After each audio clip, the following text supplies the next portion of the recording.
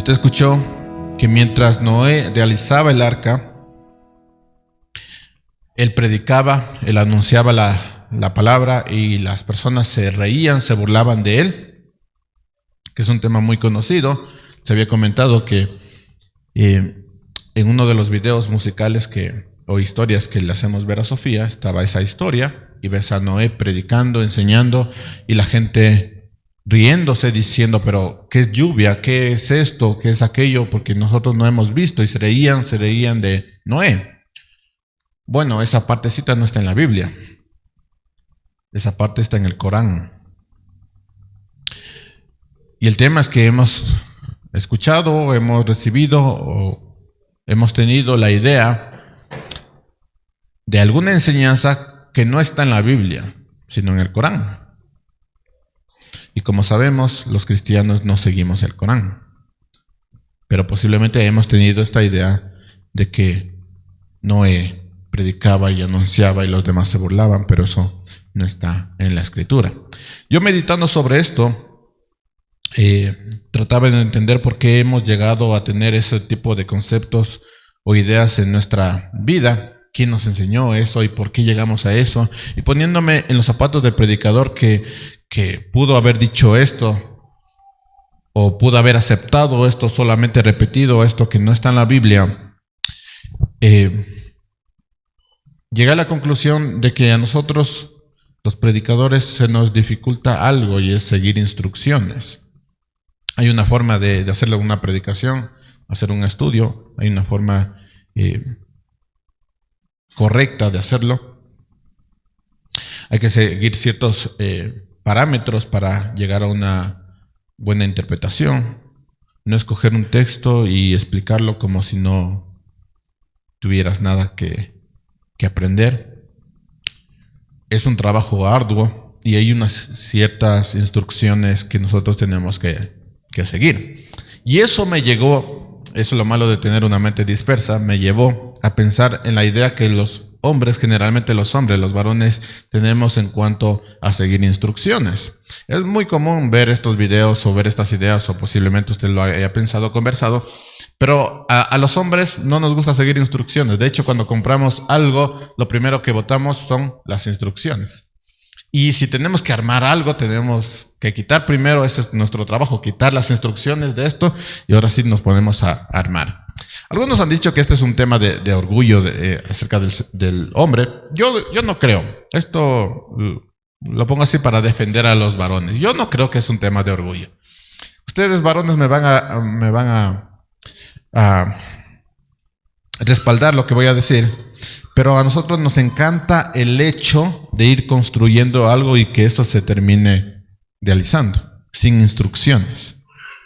Es como regresar a ser niño e ir construyendo algo y que de eso se vuelva. Entonces las instrucciones suelen ser un estorbo para ese sentimiento, esa emoción de construir algo, hacerlo por nuestras propias manos y llevarlo a cabo. Es una emoción en el varón, así que no es un tema de orgullo, es un tema mayormente de este niño que tenemos por dentro y que todavía quiere seguir jugando. Es un tema de jugar, más que de orgullo. Nos encanta esto, por eso tiramos las instrucciones. Sin embargo, también los varones van a saber esto, que dependiendo del valor del objeto, de la situación, sí llegamos a seguir instrucciones.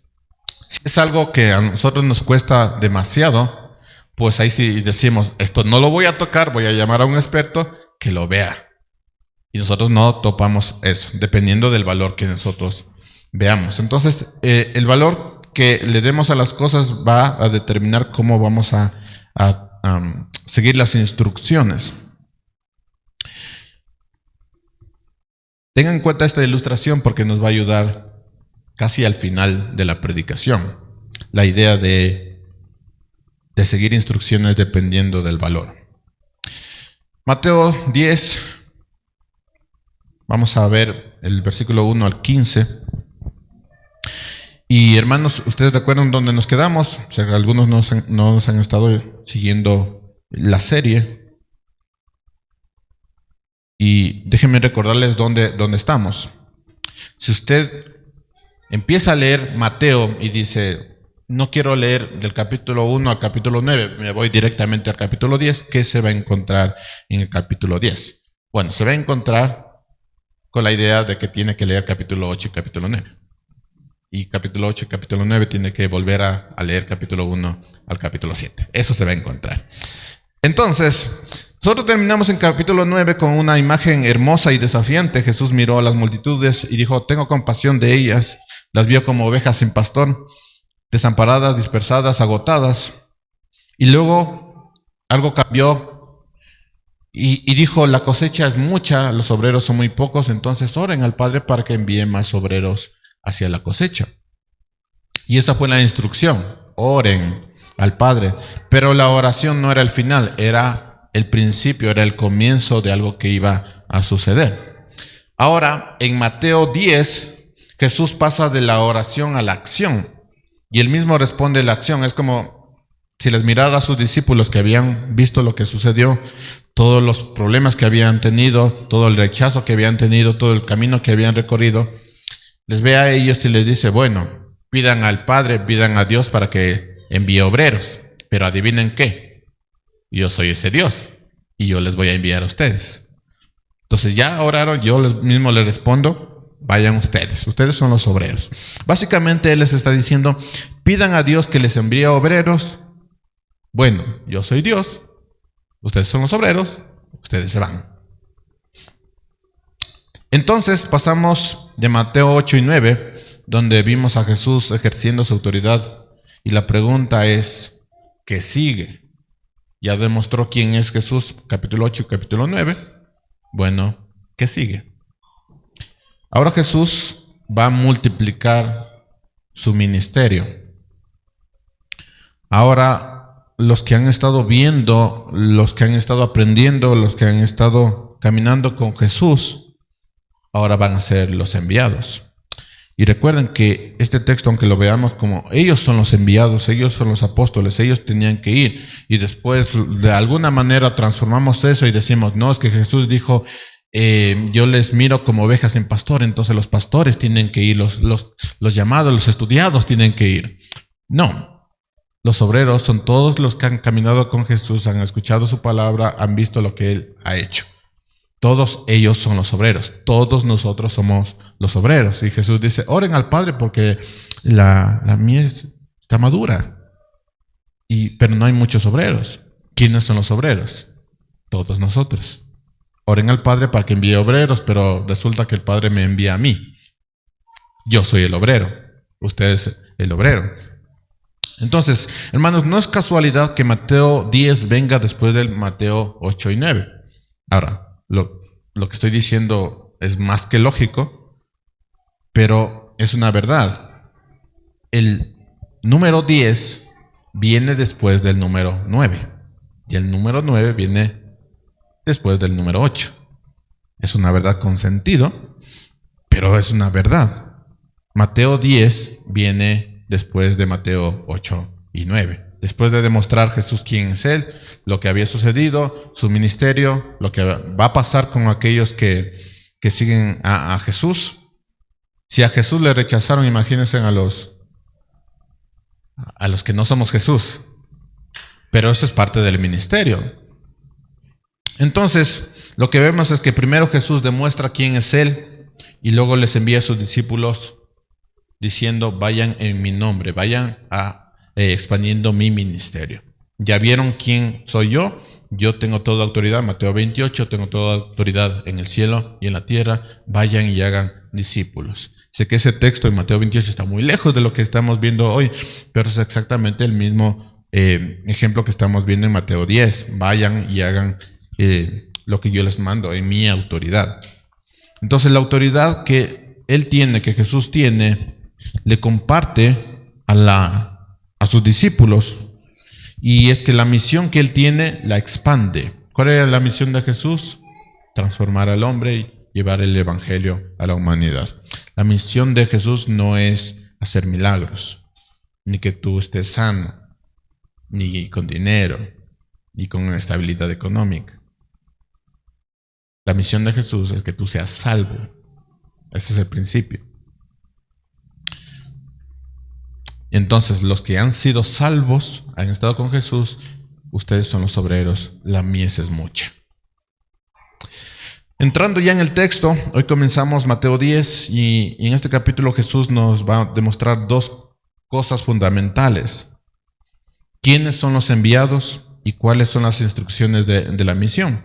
Y hermanos, vamos a desarrollar este pasaje en estos dos puntos. Lo he puesto como los que son enviados del versículo 1 al 4 y del versículo 5 al 15 lo he titulado las especificaciones de la misión. Para los varones, las instrucciones de la misión. Para todos, las especificaciones de la misión. Dicho esto, permítame orar para comenzar. Señor, hemos visto tu gloria en Mateo 8 y Mateo 9. Hemos visto tu autoridad sobre todo. Ahora al comenzar Mateo 10, ayúdanos, Señor. Abre nuestros oídos para escuchar tu llamado y danos un corazón dispuesto para ser enviados. Porque la cosecha ya está lista y los obreros, Señor, somos nosotros. Lo pedimos en nombre de Cristo Jesús. Amén. Bueno, vamos a empezar nuestro primer punto, que serían los que son enviados, versículo 1 al 4. Permítame leerlo. Llamando a sus 12 discípulos, Jesús les dio poder sobre los espíritus inmundos para expulsar y para sanar toda enfermedad y toda dolencia. Ya habíamos hablado sobre esto, mis hermanos, pero déjenme desahogarme un poquito. Cuando les da el poder sobre los espíritus inmundos, no les da el poder para decir cualquier cosa, ni echar agua bendita, ni decir, dame tu nombre, por favor, quiero conocerte, espíritu inmundo, porque según el nombre ya puedo echarte. Ni estar así ahí una y otra vez con esta persona. No, vimos el poder de Jesús. Entonces, al darle poder a estas personas sobre espíritus inmundos, será en el nombre de Jesús. Ya, no en esas palabras, mis hermanos, pero es lo tradicional, ¿no? Es predicarle a Jesús y Jesús es el que tiene poder. Y Jesús les dio el poder de espíritus inmundos para expulsarlos y para sanar toda enfermedad y toda dolencia. Los nombres de los 12 apóstoles son: primero Simón, llamado Pedro; Andrés su hermano; Jacobo, el hijo del Zebedeo; Juan su hermano; Felipe y Bartolomé; Tomás y Mateo, el recaudador de impuestos. Sé que había necesidad de ponerle ahí, como está diciendo mi pasado, pero ahí está. Mateo, el recaudador de impuestos. Y a propósito, algunos dicen que el Evangelio de Mateo es escrito por Mateo. No nos vamos a poner a pelear por eso, pero ahí está. Felipe, Bartolomé, Tomás, Mateo, el recaudador de impuestos; Jacobo, el hijo de Alfeo, y Tadeo; Simón, el cananita, y Judas Iscariote, que también lo entregó. ¿Había necesidad de hacer esto? Sí. ¿De poner esos datos? Sí. Hermanos, quiero que noten algo desde el principio. Jesús no envía a cualquiera. Creo que es una de las cosas que sí debemos tomar en cuenta. Jesús no envía a cualquiera. Envía a los que han estado preparando, Él trabajando. Él no envía a cualquiera. Este principio se puede aplicar a un montón de situaciones dentro de la iglesia y fuera de la iglesia, pero también se puede aplicar en el tema familiar. Jesús no envía a cualquiera, a la mies. ¿Cuál es la mies? Todos los necesitados, los que no tienen pastor. Y dice, entonces llamó a sus 12 discípulos. Y el verbo aquí habla de llamar hacia sí. O sea, no es llamar para afuera, sino te llama para sí. O sea, te estoy llamando para mí. Ese es el verbo que está utilizando. O sea, es un término militar. Es como un comandante que llama a sus soldados, no les dice, soldados, váyase afuera. No, es soldados, y les llama para sí. Vengan conmigo, vengan donde yo estoy. Es un término militar lo que estamos viendo aquí. O sea, él pone la formación y les ordena. Les llama a sus 12 discípulos. Y les da algo crucial, la autoridad. O sea, no les envía con las manos vacías, no los envía solo con buenas intenciones, les da autoridad. ¿Sobre qué? Sobre los espíritus inmundos, para sanar enfermedades y para predicar. Para eso les da autoridad. Entonces, recopilando todo esto, Jesús nos llama a cualquiera, y cuando Él llama es a las personas que Él mismo ha preparado y les da autoridad. Ahora, ¿de dónde viene esa autoridad? Viene de Jesús, y no es algo que ellos tengan por sí mismos, es algo que Él les da. Siempre digo esto, mis hermanos, pero tengan en cuenta todos estos detalles, son pequeños, son muchos a veces, pero va a tener un gran significado. No llama a todos, llama a los que Él ha preparado y les da autoridad. Esa autoridad no es que uno tiene autoridad, sino que Dios les ha dado esa autoridad. ¿Por qué? Porque la misión no es nuestra, o no era de los discípulos. ¿De quién era? De Jesús. Y quien envía también capacita. Ahora miren lo que Él escoge, o a quién escoge. Y Mateo nos da una lista de 12, y esta lista es sorprendente, mis hermanos, porque no está llena de gente importante, sino está llena de gente común. Y me voy a dar el tiempo de ir viendo persona por persona solamente para enfatizar lo que Jesús está escogiendo. Observen la diversidad de este grupo. Si nosotros dijéramos los que son enviados son solamente pastores, fariseos, cristianos santos en toda su dimensión, tendríamos que compararlo con la lista que Jesús está poniendo. Pedro, el impulsivo, el que habla antes de pensar. ¿Hay alguien así aquí? Chévere. Dios te está enviando. El que después le va a negar 3 veces y se arrepintió, el impulsivo, ¿no? Andrés, el que siempre trae a otros a Jesús. Era el evangelista, yo conocí a Jesús, vamos. Jacobo y Juan, los hijos del trueno, o sea, los adolescentes del grupo, los que querían hacer descender fuego del cielo, los que decían, sí, Señor, te voy a seguir donde tú quieras que vayas. ¿Qué quieres que haga, Señor? Iban por todos lados y querían ser los primeros y corrían. ¿A dónde vamos, Señor? A Jerusalén. Va corriendo y Jesús atrás. Eso eran Jacobo y Juan, los ambiciosos también, que pidieron ser los primeros en el lugar del reino. Eran los adolescentes del grupo, ¿no? Tal vez no en edad, pero sí en mentalidad.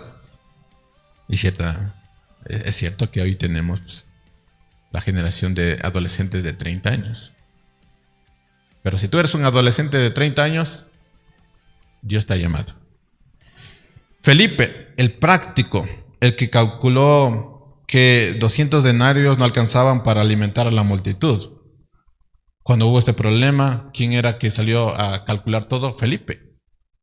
El que todo era, bueno, vamos a tranquilizarnos, vamos a calmarnos, porque no está alcanzando eso, así que vamos a hacer cálculos. Ese era Felipe, el que calculaba todo, el que era más tranquilo. Bartolomé, también llamado Natanael, aquel que Jesús dijo, he aquí un verdadero israelita en quien no hay engaño, un hombre recto, un hombre sabio. Tomás, el pesimista, el que dudó, el que dijo, vayamos también nosotros para morir con él. El emo, o sea, el emo de nuestra generación, ese era Tomás. Mateo, el publicano, el recaudador de impuestos, el traidor del pueblo, el que tenía un pasado duro, el odiado por todos, que después se convirtió en uno de los mejores amigos de todos, el que dejó la mesa de dinero para seguir a Jesús. Él tenía un pasado terrible, pero después dejó todo y siguió a Jesús. Ese era Tomás, el del testimonio, ¿no? Jacobo, el hijo de Alfeo, el que casi nada sabemos, mis hermanos. Son de estas personas que están con Jesús, pero no sabes qué hacen, ¿sí? O son llamados para algo en la iglesia y están ahí, pero no sabes qué hacen. Ese era Jacobo, el hijo de Alfeo. No sabemos casi nada de este hombre, pero sabemos que sirvió en silencio. Era de estas personas que no tienen que hablar mucho, solamente hacen las cosas en silencio.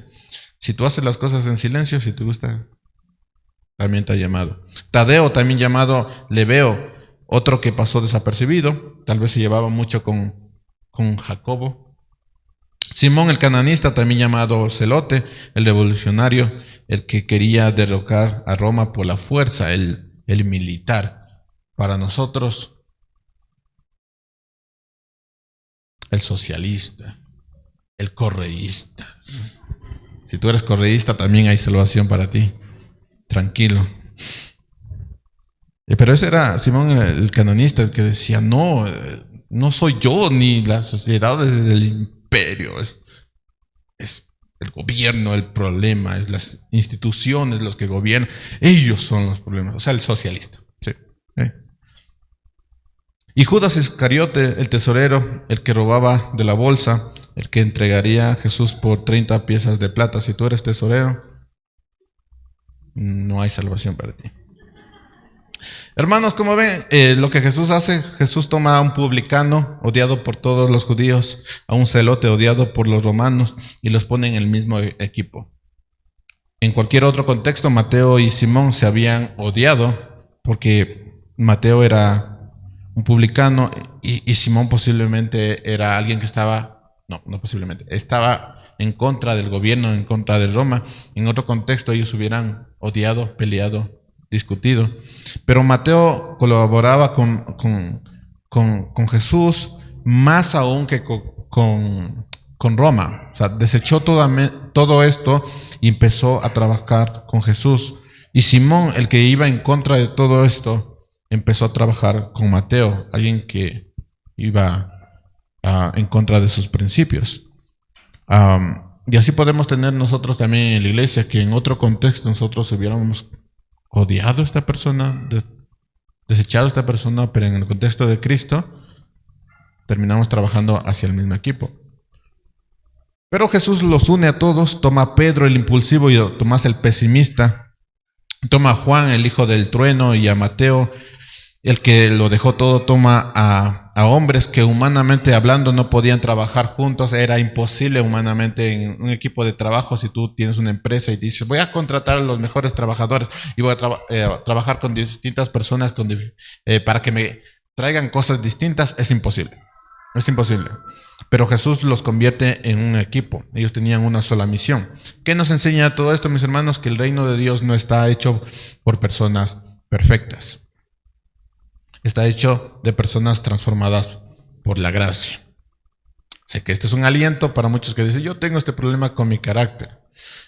Y Jesús también me ha llamado. Posiblemente sí, pero si tienes problemas con tu carácter, ve con Jesús para que transforme tu carácter.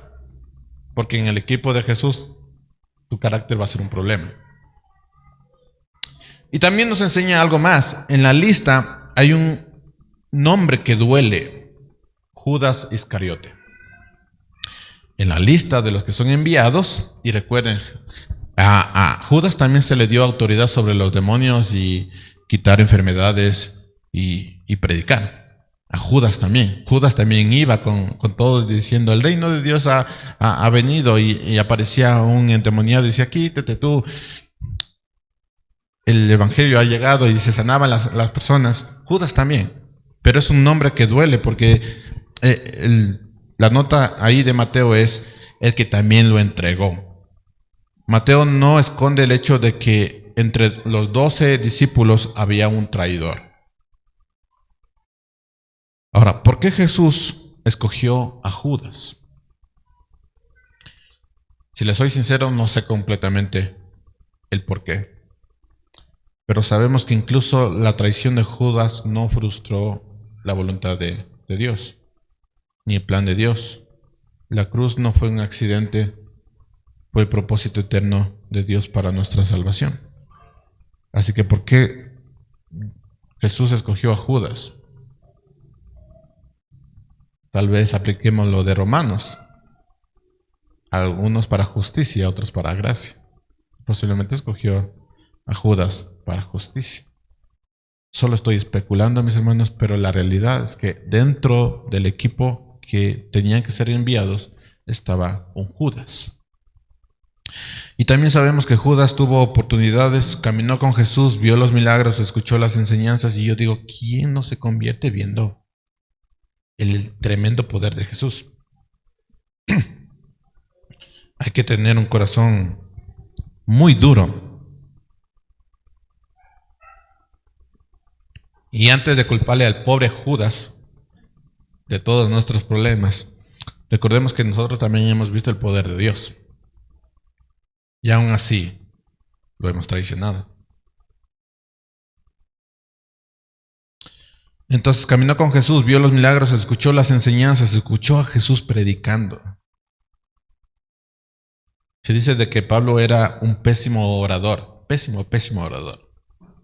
Pero Jesús era otro nivel.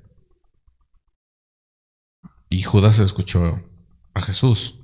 Pero su corazón no cambió, mis hermanos, y amaba más el dinero que a su maestro. Hermanos, aquí hay una advertencia para nosotros. No basta estar cerca de Jesús, no basta ver los milagros, no basta tener un lugar en la iglesia. Lo importante es el corazón que es transformado por Dios. Eso es lo importante. Pero también hay esperanza, porque si Jesús pudo tomar a Mateo, el publicano despreciado por los demás, con un pasado terrible, también puede tomarnos a nosotros. Tomó a Pablo como el apóstol, nuestro apóstol. No sé si lo habían pensado, pero Pablo es nuestro apóstol.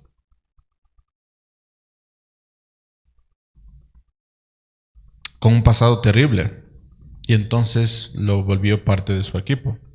Es la parte esperanzadora que tenemos. No somos enviados porque somos perfectos. Somos enviados porque Él nos llama y nos capacita. Hermanos, si te sientes indigno de ser usado por Dios, si crees que tu pasado te descalifica, mira a Mateo, mira a Pablo, mira a Pedro. Si dices, no, es que yo no puedo callarme, mira a Pedro, lo que él hizo. La primera predicación que nosotros tenemos es de Pedro.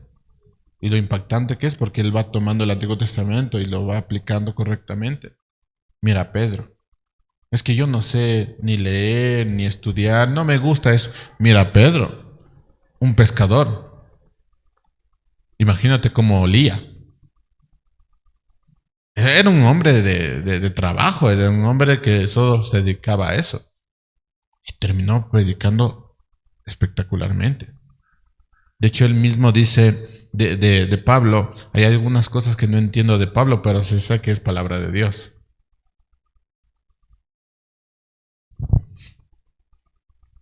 Así que si te sientes indigno, mira la lista, mira cada aspecto y ve si Jesús no puede enviarte a ti también. Mira a los hijos del trueno, o sea, a los adolescentes. Jesús no llama a personas perfectas, llama a los capacitados, a los que han caminado con Él. Y todos tenemos diferentes capacidades como ideas de la vida, pero cuando Jesús nos llama, todos podemos llegar a ser un solo equipo. Eso es lo que vemos aquí. Esos son los enviados, no perfectos, sino capacitados. Y esto me lleva a nuestro segundo punto, las explicaciones de la misión. Ya teníamos quiénes van a ser enviados, ahora veamos las instrucciones de la misión.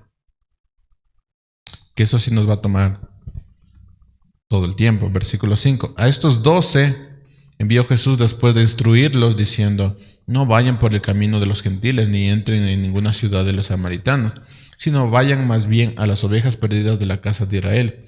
Y cuando vayan, prediquen diciendo: el reino de los cielos se ha acercado. Sanen enfermos, resuciten muertos, limpien leprosos, expulsen demonios. De gracia recibieron, de gracia darán. No se proveen ni de oro, ni de plata, ni de cobre para llevar en sus cintos, ni de alforja para el camino, ni de 2 túnicas, ni de sandalias, ni de bordón, porque el obrero es digno de su sostén. En cualquier ciudad o de aldea donde entren, averigüen quién es el digno en ella? ¿Quién es digno de ella? Y quédense ahí hasta que se marchen. Al entrar en la casa, denle su saludo de paz. Si la casa es digna, que su saludo de paz venga sobre ella, pero si no es digna, que su saludo de paz se vuelva a ustedes. Cualquiera que no lo reciba ni oiga sus palabras al salir de esa casa o de esa ciudad, sacudan el polvo de los pies. En verdad les digo que en el día del juicio será más tolerable el castigo para la tierra de Sodoma y Gomorra que para esta ciudad. Y esas son las instrucciones. Jesús envía a ellos y les envía con instrucciones, les envía con órdenes claras. La misión no es improvisada, tiene un propósito, tiene algo muy específico. Y vamos a poder dividir esas instrucciones en tres grandes partes, porque lo primero que vemos es a quién deben ir y qué tienen que hacer, que es el versículo 5 al 8. No vayan por el camino de los gentiles. ¿A quién tienen que ir? No a los gentiles, ni entren en ninguna ciudad de los samaritanos, no a los samaritanos, sino vayan más bien a las ovejas perdidas de la casa de Israel. Entonces, ¿a quién tienen que ir? ¿Qué tienen que hacer? Vayan a la casa de Israel, no a los gentiles, no a los samaritanos. Y esto suena extraño para nosotros, porque si nosotros lo ponemos de este plano, ¿acaso el Evangelio no es para todos? ¿Por qué solamente para la casa de Israel?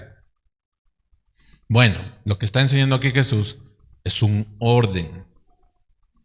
Primero a Israel, luego a los gentiles. Es un orden. Pablo lo explica más adelante en Romanos 2:11 y en Romanos 1:16, diciendo que al judío primeramente y luego al griego, o sea, al gentil. Pero después en Romanos 2:11 dice, no hay distinción. Es decir, no es que por dar primero a los judíos, a la casa de Israel, son mejores que los gentiles. No, no hay distinción. Tanto judíos como gentiles, todos estamos en el mismo nivel. Sin embargo, tiene que haber un orden en esto. Así que primero a la casa de Israel y luego a los gentiles. Así que Jesús no está excluyendo a los gentiles para siempre, estaba siguiendo un plan ordenado. Las promesas fueron dadas a Israel, el Mesías vino de Israel, los discípulos debían ir primero a esas mismas multitudes que Jesús vio desamparadas en Mateo 9:36, de yo veo a Israel como ovejas en pastor. Tenían que ir primero donde ellos. Era un tema de orden, no era un tema de quién es mejor. Y continúa, y cuando vayan, prediquen diciendo, el reino de los cielos se ha acercado. Así que, ¿a quién tienen que ir? A la casa de Israel. ¿Por qué? Porque hay un orden en el tema del evangelio. ¿Y qué tienen que hacer? Tienen que predicar diciendo, el reino de los cielos se ha acercado. Y el mensaje es el mismo que predicó Juan el Bautista, es el mismo que predicó Jesús. No ha cambiado, el rey está presente, el reino está cerca. No ha cambiado, este es el mismo mensaje para todos. Continúa. Sanen enfermos, resuciten muertos, limpien leprosos, expulsen demonios, de gracia recibieron, de gracia den. Y Jesús no solo les da palabras diciendo, vayan, prediquen y veamos si sucede algo. No les dice, bueno, les voy a dar poder para que tengan ciertas manifestaciones que les dé autoridad sobre esto.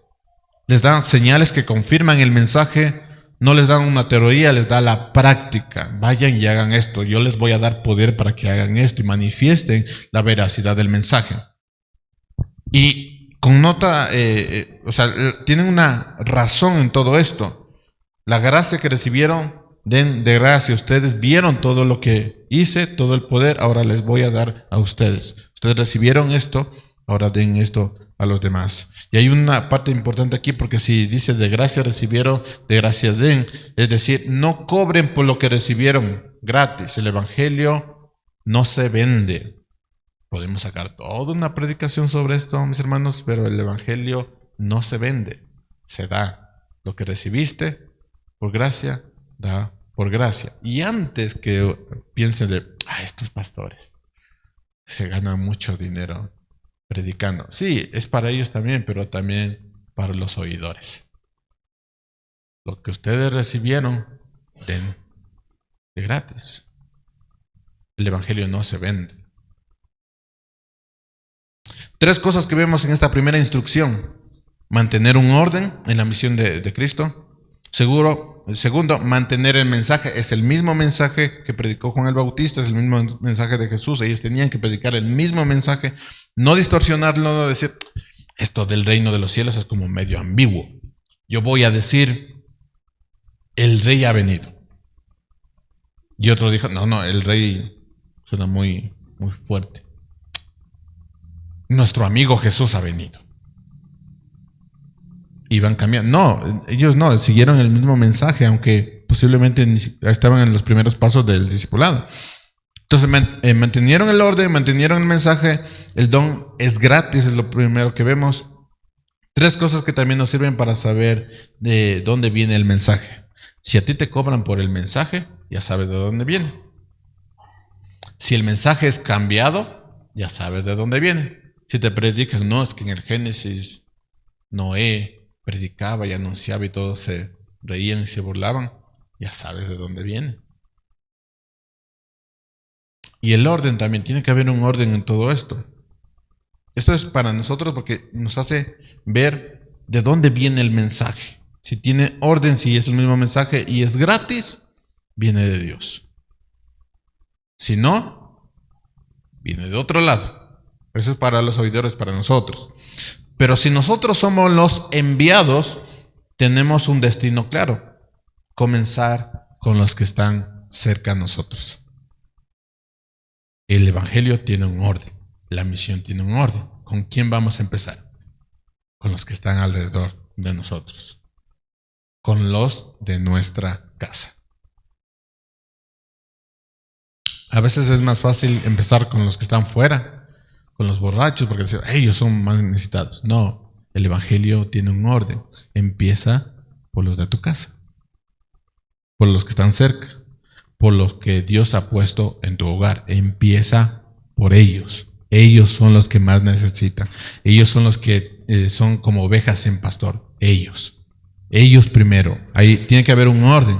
Segundo, el mensaje tiene que ser claro. El reino de Dios se ha acercado. No lo que tú piensas acerca del mensaje, sino que tienes que dar exactamente lo que Cristo ha dado. No cambiarlo, ni distorsionarlo, ni decirlo, es que yo pienso esto y aquello. Es que yo creo que es así se tiene que hacer. No, a ti se te ha enviado primero a los que están cerca, a los de tu casa, y segundo, a no distorsionar el mensaje. El mensaje es único.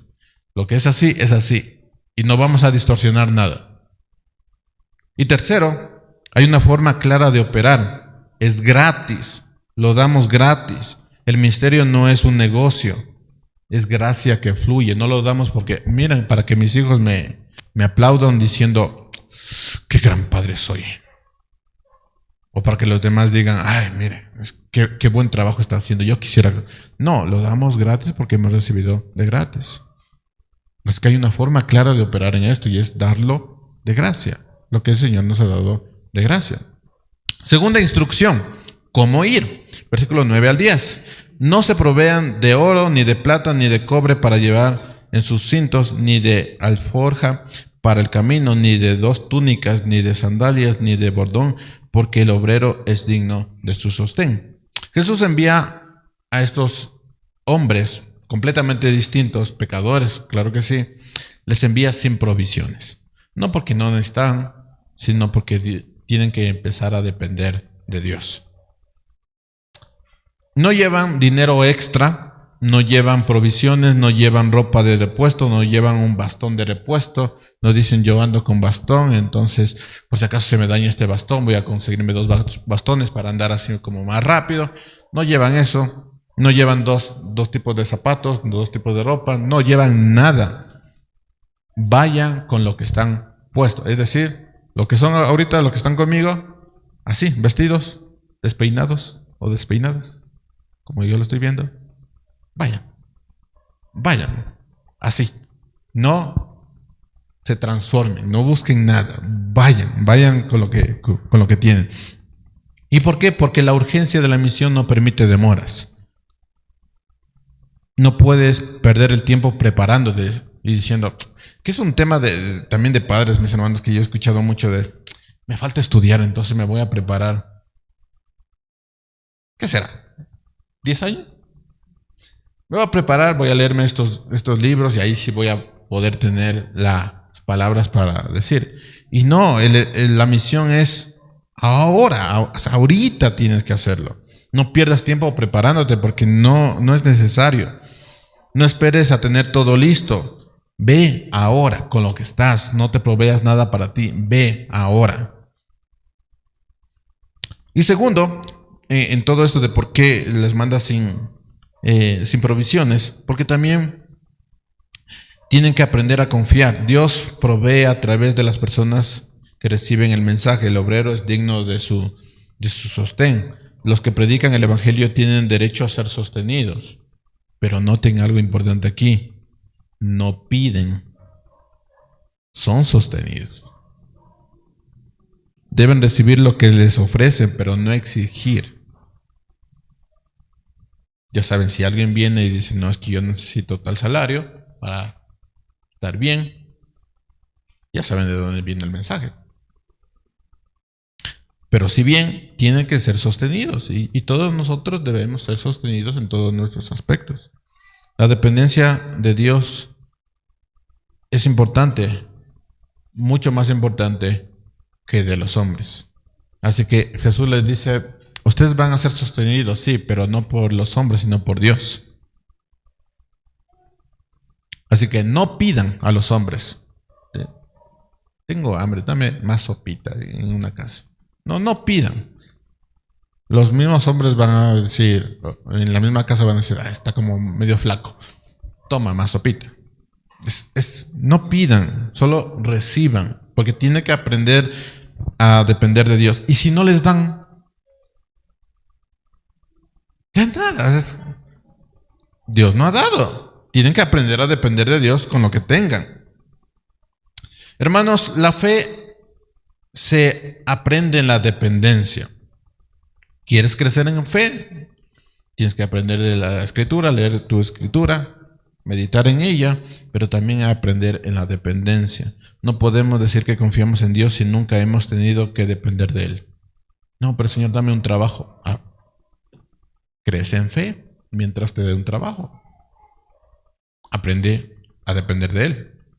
Es que necesito esto y aquello y no tengo. Aprende a depender de Él. Y sé que algunos van a estar pensando, pero usted no sabe mis gastos. Es que tengo tantas deudas. Tienes que aprender a depender de Él. Si no hay, no hay. Y de ahí viene también el tema de las deudas. No te adelantes al plan de Dios. Depende de Él. Si no hay, no hay. Si no es ahora, puede ser en el futuro, pero si no hay, no hay. Empieza a depender de Él. Entonces la fe se aprende, se fortalece con la dependencia. No podemos decir que confiamos en Dios si nunca hemos dependido de Él. La misión nos saca de nuestra zona de comodidad, nos obliga a confiar en Él. Pero hay algo importante aquí, mis hermanos, y está relacionado con la obra de Dios en los corazones de quien envía. La misión no tiene que ver únicamente con los demás, la misión también tiene que ver con nuestro corazón. Es decir, cuando nosotros somos enviados por Cristo, no solo tiene que ver con aquellos perdidos, sino tiene que ver también con los que son enviados. La misión tiene un doble propósito. Aprender a confiar en Dios es la constante obra de Dios en nosotros. Por eso los ministerios, los trabajos que hacemos en la iglesia no es porque nosotros somos salvos o mejores que los demás, sino porque dependemos más de Dios y queremos depender más de Dios y no estamos tan... no hemos llegado tanto a la santidad como pretenden algunos, sino que buscamos la santidad y eso nos hace seguir a Dios y servir a Dios. La misión tiene un doble propósito, no con los demás, sino también con nosotros. En el transcurso de nuestra vida, nosotros tenemos que aprender a confiar más en Dios que en cualquier cosa. Viajar ligero es mejor, nos hace ir más rápido. El peso no solo hace que vayamos más lentos, sino que también nos va a distraer realmente de lo que importa. Tener más cosas, es decir, si no me funciona aquí en el ministerio, voy a tener un espacio ahí de trabajo, sea viernes, sábado y domingo, por si acaso. Si no me aceptan aquí en el ministerio o no tengo nada que hacer para la iglesia, que normalmente se piensa que solo es en la iglesia, aunque el ministerio también está afuera. Entonces, creo que voy a hacer esto. Y eso es tener algo extra cuando el Señor dice, viaja ligero, no tengas nada.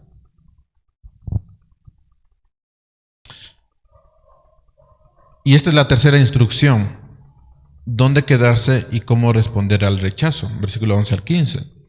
Dice, en cualquier ciudad o aldea donde entren, averigüen quién es el digno de ella y quédense ahí hasta que se marche. ¿Dónde quedarse? Donde es digno. Aquí dice, busquen personas dignas, no perfectas. ¿Notaron eso? Busquen personas dignas, no perfectas. ¿Y cuáles eran las personas dignas? Las que eran más necesitadas. La mies está lista. Vayan con ellos. Ellos son las personas dignas. Las personas que normalmente tienen muchas cosas que hacer, son más rápidos de rechazar el evangelio. Porque tienen muchas cosas que hacer.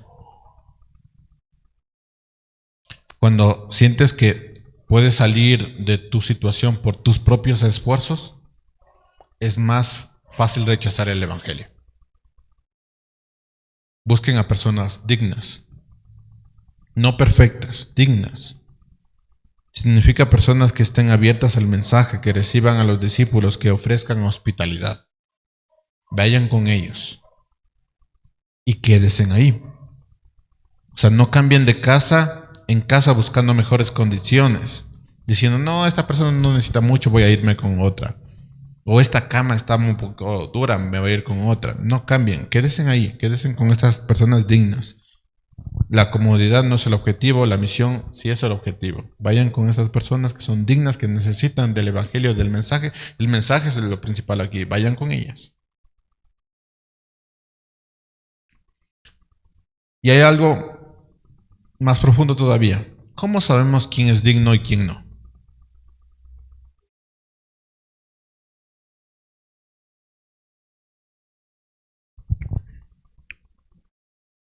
Nadie sabe.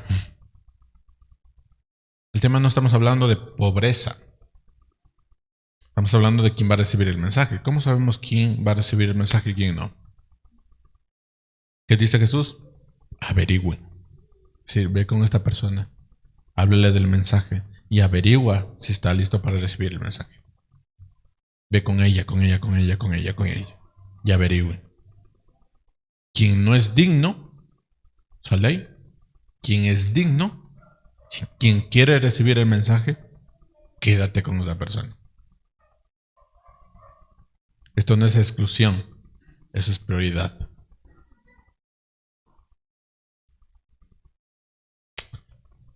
Entonces dice, al entrar en la casa, denle su saludo de paz.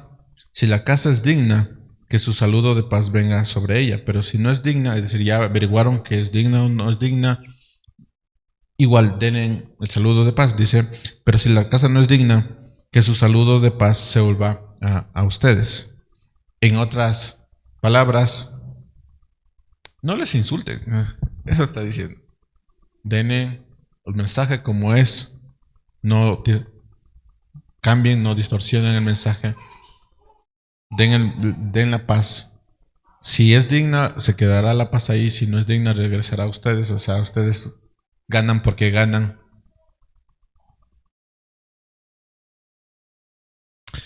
Ese saludo de paz, que normalmente era paz a esta casa. Que tu casa tenga paz. Así era el saludo de ellos. No era una frase, era una bendición real. Cuando entres a la casa o a una persona, que tu casa tenga paz. Es una bendición. Y los discípulos no ofrecían una fórmula vacía como normalmente nosotros podemos llegar a hacerlo. Que el Señor te bendiga, pero no lo sientes. No, estaban dando una bendición real. Y si la casa era digna, si las personas que estaban en la casa eran dignas, entonces se quedaba con ellos, pero si no, regresaba a ustedes la paz. Ganábamos y ganábamos. Nadie pierde aquí. Bueno, sí pierde. Así que nadie pierde la paz por compartir el Evangelio. Si es rechazado, la paz regresa. Si la paz se queda en esa persona, también tú recibes paz con esas personas. La paz de Jesús no se pierde. Continúa el texto. Cualquiera que no le reciba ni oigan sus palabras al salir de esa casa o de esa ciudad, sacuden el polvo de los pies. Que yo he escuchado mucho sobre interpretación sobre esto, es algo como desprecio. Y yo ya lo había escuchado, es como, no quisiste escuchar, ahí te desprecio completamente. Y el hecho es que, aunque no esté de acuerdo contigo, aunque me molesta lo que estás diciendo, no significa que te desprecie. O sea, pero la gente suele pensar en esto como desprecio, y eso es en contra de lo que está diciendo unas palabras antes, de la paz regresa a tu casa. No todos van a recibir el mensaje, eso es claro. Jesús es muy claro en esto. Habrá rechazo, si a él le rechazaron, a nosotros también. Entonces, sacudir el polvo de sus pies era una señal que los judíos hacían al salir del territorio gentil, diciendo, no quiero ni el polvo. No es rechazo, es no quiero esto ni el polvo. O sea, no están rechazando a la persona, denigrando a la persona, están diciendo, yo no quiero esto. O sea, yo voy a salir de aquí, yo no voy a compartir esto, yo no quiero esto, no quiero ni el polvo. No es que esté rechazando completamente a la persona, despreciando a la persona, no. Esta situación yo no la quiero. Y aquí los discípulos hacen contra los judíos que rechazan el mensaje. ¿Recuerdan cómo era el orden? ¿Con quién tenías que ir? Con los de tu propia familia primero. ¿Qué va a pasar si los de tu propia familia rechazan el mensaje? Yo no quiero esto, pero sigue la paz. No distorsionaste nada, yo no quiero nada de esto. No te desprecio, pero no quiero nada de esto. Ve con ellos primero, pero es claro que muchos van a rechazar el mensaje. No todos van a recibir el mensaje, no todos los judíos recibieron el mensaje, no todos los ecuatorianos van a recibir el mensaje, no todos nuestros vecinos van a recibir el mensaje, no todos nuestros familiares van a recibir el mensaje. Y sobre todo, no necesariamente todos nuestros hijos van a recibir el mensaje. Sin embargo, todos tienen que escuchar el mensaje. Y al sacudirse los pies, esto no es vergüenza, no es enojo, es un testimonio, es decir, ustedes han decidido, nosotros hemos cumplido con lo que tenemos que hacer, su sangre no está sobre nosotros. Pero hemos hecho lo que el Señor nos ha mandado. Hemos ido con primero los de nuestra casa, sabemos que no todos van a recibir el mensaje.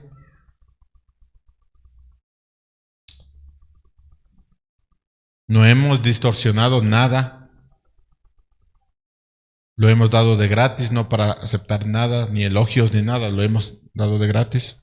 Porque el Señor ha hecho algo con nosotros, también nosotros hacemos con ellos. Pero si ustedes no han decidido recibir el mensaje, nosotros hemos cumplido. Así que el propósito aquí no son los números, sino la obediencia. Él no dijo, vayan por toda Jerusalén, yo quiero números. A mí cada quien me trae 1000 personas. Si lo volvemos práctico para nuestra iglesia, yo no quiero todos los hijos que están en su casa o todas las personas que están en su casa. No es un tema de números. Yo quiero que me obedezcas. Haz lo que te mando a hacer. No son números, es obediencia.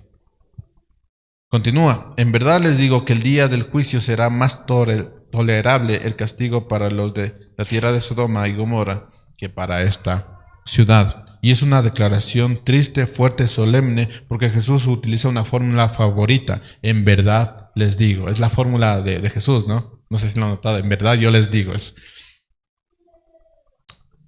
que en griego significa amen lego himin, que significa esta es una verdad absoluta. Les digo una verdad absoluta. Sodoma y Gomorra fueron destruidas por su pecado. Pero quienes rechazan el Evangelio recibirán un juicio peor. Porque tuvieron más luz, tuvieron al Rey presente, tuvieron quien les predique, quien les enseñe, y lo rechazaron.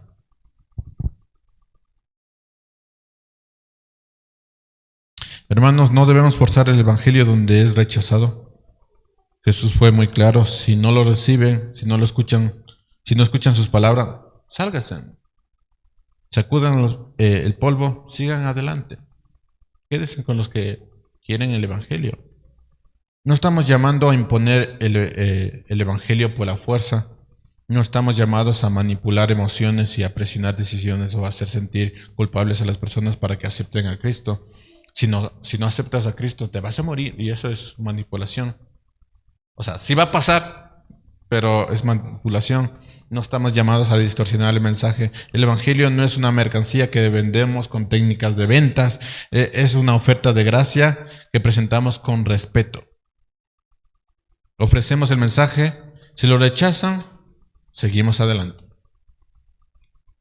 Pero, y esto es importante, mis hermanos, entendemos que rechazar el Evangelio tiene consecuencias eternas. No es un juego. No es una preferencia personal de yo creo esto, tú crees aquello. Yo creo que es por obras. Si trabajo, si no robo, si soy mejor que los demás, si soy mejor que mis vecinos, soy ya salvo. Esto no es una preferencia personal. Como elegir entre dos marcas de café. De a ti te gusta tal café, Juan Márquez, para que no nos borren el video. O a ti te gusta el Mejor Día. Los que les gusta el café. Esto no es una preferencia entre dos marcas de café. Hay una sola verdad, y los que rechazan esa verdad tendrán su llamado de atención. Jesús mismo lo dijo, mis hermanos: será más tolerable para Sodoma y Gomorra que para quienes rechazaron a sus enviados. Y esto también pasa en casa, ¿no? Ahora bien, quiero detenerme porque podemos malinterpretar todo esto. Cuando hablamos de no forzar el Evangelio, esto no significa dejar de hacer nuestro trabajo como padres, como esposos, como amigos. Pongo un ejemplo. ¿Ustedes conocen a padres que exigen a sus hijos cierto nivel académico? Que dicen, no, a mí me tienes que traer notas de entre 9 y 10, porque ese es tu trabajo. Tú tienes que sacar buenas notas. Ustedes conocen a padres que exigen cierto comportamiento, diciendo, en esta casa no se grita. En esta casa tú tienes un trabajo, que es limpiar tu cuarto, hacer esto y aquello, obedecerme. Ustedes conocen a padres que los involucran en actividades que les dice, vas a estar en este equipo de fútbol, porque no estás haciendo nada en casa, así que te vas a jugar fútbol. O vas a apoyar este tipo de partido político. Aquí en esta casa somos socialistas, revolucionarios. Así que vamos a tener que cambiar todo, y todos los hijos van a ser socialistas revolucionarios. Y les inculcan cierto partido político. Tú tienes que creer en esto y en aquello, tú tienes que tener esa posición. Tienes que, si no están haciendo nada, que normalmente son en vacaciones, tú tienes que seguir esta clase. Vamos a darte todo lo necesario para que vayas a tal taller, tal clase, tal actividad. Y noten esto. A ese tipo de cosas, los padres no lo ven como forzar.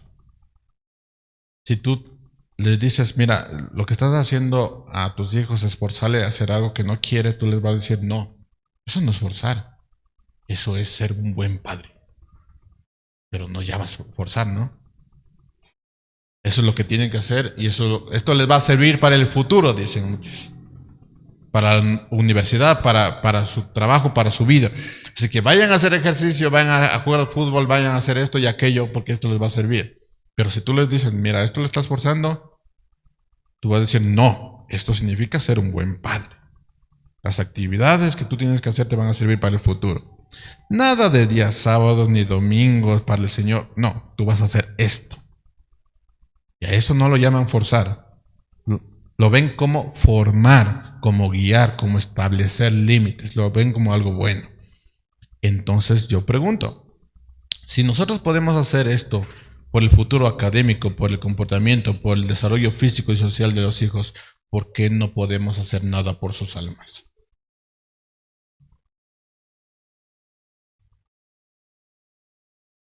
Y no estoy hablando de manipular a los hijos, pero si les forzamos a tener una clase, a ir a un taller, a hablar correctamente, a obedecer, ¿por qué no hacemos nada por sus almas?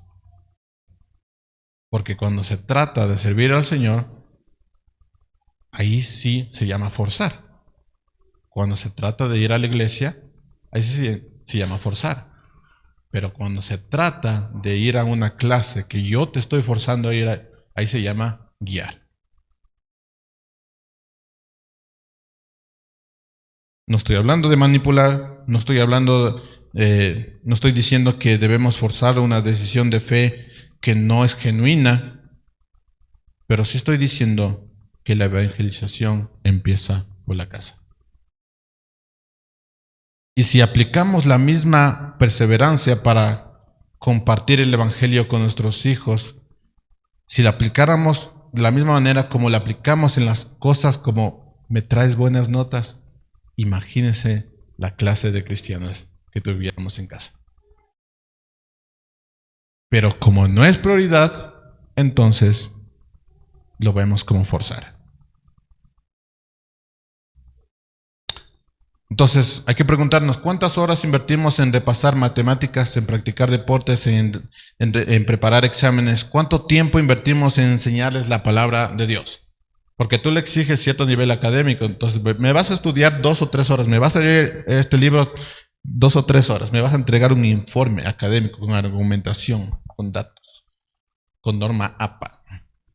Pero cuando se trata de la palabra, ahí sí, mis hermanos, con todo respeto, yo no sé nada de la palabra. Me voy a poner a estudiar y hacer esto y aquello. Y eso no es importante. ¿Cuánto tiempo invertimos en enseñarles la palabra, en orar con ellos, en mostrarles el amor de Cristo con nuestro propio ejemplo? No se trata de forzar, se trata de priorizar. El Evangelio no se impone, pero sí se presenta, sí se vive, sí se enseña, sí se ora, sí se invita, sí se explica. ¿Y dónde empieza eso? En casa. Y otra vez, con paciencia, con perseverancia, con amor. Jesús nos dijo, si no lo reciben, insistan hasta que cedan. Eso no está diciendo Jesús, pero tampoco dijo, si no lo reciben, abandónenlos a su suerte, más bien denles consejo de economía, de cómo vivir bien, y ahí déjenlos, bótenlos al mundo, sin ningún conocimiento bíblico, bótenlos al mundo porque no quiere saber nada. Eso no dijo Jesús. Él dijo, sigan adelante. Pero seguir adelante no significa dejar de testificar. Nos dijo, ríndase. Si en la primera casa no ves a nadie que quiere el evangelio, si en la primera persona en tu casa no ves que quiere el evangelio, no dijo ríndete, dijo sigue adelante. Significa que no nos quedamos estancados en un lugar donde la puerta está cerrada. Vamos a otro lugar, buscamos otra oportunidad, probamos otra manera en otro momento. Porque aunque hay personas que actualmente no han sido justificadas, posiblemente en el futuro sí lo sean. Entonces, sigue adelante. Sigue obedeciendo. El Evangelio empieza en casa. Y como padres, como esposos, como hermanos, como amigos, no nos rindamos, sigamos amando, sigamos orando, sigamos viendo el Evangelio delante de ellos, sigamos buscando momentos para hablar con gracia y verdad. Y digamos que no nos escuchan, que quieren tener una vida completamente desordenada, sigue orando. Persevera en eso, sigue testificando. Ten una vida que ellos puedan decir, mira, yo quisiera esta vida. Y que te vean vivir esa vida. No te des por vencidos con ellos. La paciencia de Dios es nuestra garantía. Si Él tuvo paciencia con nosotros, va a tener paciencia con los demás. Él no se ha rendido con nosotros, no se rindió con nosotros. ¿Por qué haríamos eso con los demás? Es que no quiero escuchar, entonces me voy a rendir. Eso no te mandó el Señor. Sigue perseverando, sigue obedeciendo. Porque la paga del pecado es fuerte. Es grave. Pero también hay una realidad que debemos aceptar. La decisión final no es nuestra, es de ellos. Ni de ellos, es de Dios. Nosotros sembramos, otros riegan, pero Dios da el crecimiento según 1 Corintios 3. Así que tenemos que hacer nuestro trabajo como padres, como amigos, como hermanos, como familiares. Tenemos que hacerlo. Pero todo depende de Dios. Entonces, ¿qué haremos? Primero, presentamos el Evangelio con claridad y amor. Sin manipulaciones, sin presiones, sin amenazas, sin emociones. Segundo, vivimos el Evangelio auténticamente, porque un sermón vivido es más poderoso que un sermón hablado. Si ustedes me ven predicar y ven que trato mal a mi esposa, va a ser distinto. Tercero, oremos persistentemente, porque la conversión es obra de Dios, no nuestra. Pero sigamos adelante. Cuarto, no nos rindamos, sigamos amando, sigamos testificando, sigamos esperando, sigamos obedeciendo. Cuarto, dejemos el resultado en las manos Quinto, dejemos el resultado en las manos de Dios. Él es el dueño de la cosecha, Él es nuestro dueño como obreros. Él nos ha enviado para su cosecha. Entonces dejémosle el resultado a Él. Hermanos, no forcemos, pero tampoco callemos. No presionemos, pero tampoco nos vamos a rendir. Ese es el equilibrio del discipulado que es enviado. Depender de Dios, pero también dejar de ser Él la luz, sino dejar que Dios sea la luz. Y mis hermanos, que Dios nos dé la sabiduría para saber cuándo hablar, cuándo callar, cuándo insistir, cuándo esperar. Y que nos dé el amor para nunca dejar de amar, aunque el Evangelio sea rechazado. Hermanos, hemos visto dos cosas hoy. Primero, los que son enviados, los que han estado con Cristo, los que han sido preparados, no todos pueden ser enviados. Como dice el dicho, no puedes dar lo que no tienes. ¿Quiénes son los enviados? Hombres completamente comunes, pecadores transformados por la gracia, un publicano, un celote juntos, gente imperfecta, pero llamados por el Rey. Segundo, las instrucciones del Rey, 3 instrucciones claras.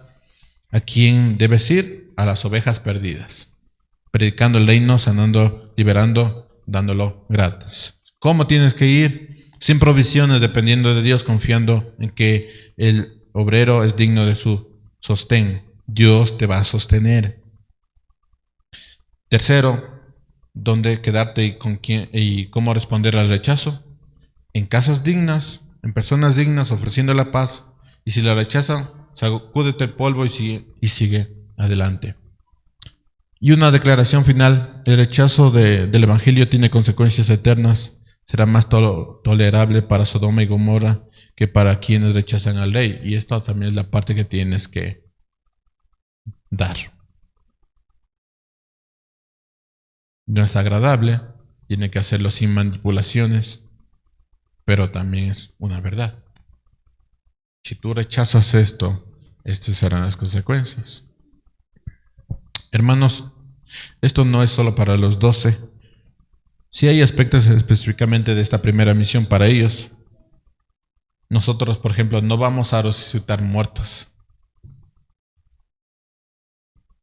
Pero el principio sigue, somos enviados con instrucciones claras. Jesús nos llama, nos da autoridad, nos da instrucciones, nos envía con su mensaje. Es lo que tenemos. A veces no nos va a gustar seguir las instrucciones, pero tengan en mente esto. Dependiendo del valor de algún objeto, nosotros sí llamamos a alguien para que cuide de ellos. Dependiendo del valor de los objetos, nosotros sí cogemos las instrucciones y decimos, así se tiene que hacer en este proceso. Predicar el Evangelio no es un juego. Nuestro trabajo como padres, amigos, familiares no es un juego. Así que hay que seguir las instrucciones. No te puedes dar el gusto de decir, voy a intentar hacer esto y si me sale bien, si no, también. Y voy a ir cambiando algunas cosas. Me sobró un tornillo. ¿Dónde serán? Tal vez ni era repuesto. No te puedes dar el lujo de hacer esto al impartir el Evangelio. Porque algo terriblemente puede salir mal. No todos irán a otras ciudades, mis hermanos. ¿Quién está dispuesto a ir? No todos van a ir a otras ciudades. No todos serán misioneras transculturales. Pero todos tenemos un lugar donde ser enviados, nuestro vecindario, nuestro trabajo, nuestra familia, nuestros hijos, nuestros amigos. Tenemos un lugar de misiones. Y a ellos tenemos que dar esa misión. Y aquí quiero detenerme un momento ya para ir terminando, porque esto es importante. Para los padres. Escuchen, padres. Ustedes tienen una misión en casa. No se trata de forzar a los hijos a creer. No se trata de manipularlos con culpa o miedo, pero tampoco se trata de quedarse callados por miedo a imponer el Evangelio. Ustedes tienen una misión. Ustedes no pueden llamar esto forzar. Ustedes tienen que llamar esto obedecer. Así que pregúntese, ¿invierten más tiempo en asegurar el futuro académico de sus hijos que en asegurar su futuro eterno? Algo mal está. ¿Se preocupan más por sus calificaciones que por su relación con Dios? A ver, trae, no sé, ¿qué traen ahora? La planilla. Tráeme tus notas. Mira, es mejorado. Pero cuando se trata del Evangelio y dice, es que no sé nada. No es mi trabajo. Si te preocupas más por las calificaciones, por lo que estás haciendo, por las actividades, que por la relación con Dios, hay un problema en casa. Pregúntate también, ¿exigen buenos comportamientos, pero no se aplican donde debe vivir moralmente bien? O sea, en la escritura, con la escritura, hacerlo bien. Porque te puede decir, mira, en esta casa no se grita, y está bien que lo hagas eso. ¿Y lo que pasa en el corazón? ¿Qué pasa en el corazón? ¿Trabajas en eso? ¿O solamente te preocupas de, a mí no me grites, porque yo soy tu padre y tu madre? Pero ¿qué pasa con el corazón? ¿Estás trabajando en esa parte? ¿Te es más importante que no griten a que lo que pasa en el corazón? Algo mal está. No se trata de forzar, se trata de priorizar. Esto es importante. El Señor nos ha dado una misión, nos ha dado un grupo para trabajar. Prioriza esto, sigue las instrucciones. Que no quede ningún tornillo suelto, porque algo terrible puede pasar. Enseñen la palabra en casa, oren con sus hijos, vivan el Evangelio delante de ellos, hablen de Jesús en la cena, en el carro, antes de dormir, no porque sea una obligación, porque es el tesoro más grande que puede tener. Los hijos son un tesoro. Trátalos como un tesoro, no como un equipo de fútbol, o como una adquisición, o como después me va a mantener a mí. No. O como un proyecto a futuro. No, son un tesoro. Y si por ahora no responden, no te rindas. Sigue amándolos, sigue orando, sigue viviendo el Evangelio con paciencia, con amor. La paciencia de Dios es larga, mis hermanos. La muestra también debe serlo. Ama a tus hijos. Para los que han enfrentado rechazo, quizás ustedes han compartido el Evangelio con alguien, ya sea un familiar, un compañero, un amigo, alguien. Un futuro novio, no debería ser así. Y la respuesta fue un portazo, una burla, un silencio incómodo de, vamos a hacer esto primero y después vamos a ver si soy cristiano. Si has sido rechazado, Jesús te dice sigue adelante. No significa que abandones a esa persona, aunque si no es cristiano, mejor. Va a ser mejor. No significa que nunca vuelvas a hablar del tema. No significa que no, que trates de forzar esto. Significa que no te estanques. Sigue adelante. No permitas que el rechazo te paralice. Sigue amando, sigue orando, busca otra oportunidad, otra manera, otro momento, pero sigue haciendo lo que el Señor te manda. Nunca dejes de ser luz, porque la luz no fuerza a nadie a mirarla, simplemente brilla. Y para todos mis hermanos el mensaje es el mismo, el reino de Dios se ha acercado, la autoridad es la misma, es el nombre de Jesús en quien vamos, los padres tienen la autoridad de Jesús para hacer que sus hijos crean. Las instrucciones siguen siendo la misma, confía, depende, ofrece paz, no te detengas en el rechazo, tampoco fuerces, ama, ora, vive, habla, espera, confía, siguen siendo las mismas instrucciones. ¿Iremos o nos quedaremos cómodos mirando cómo otros hacen la obra? Es cierto que es más fácil quedarnos en la comodidad que ir con ellos.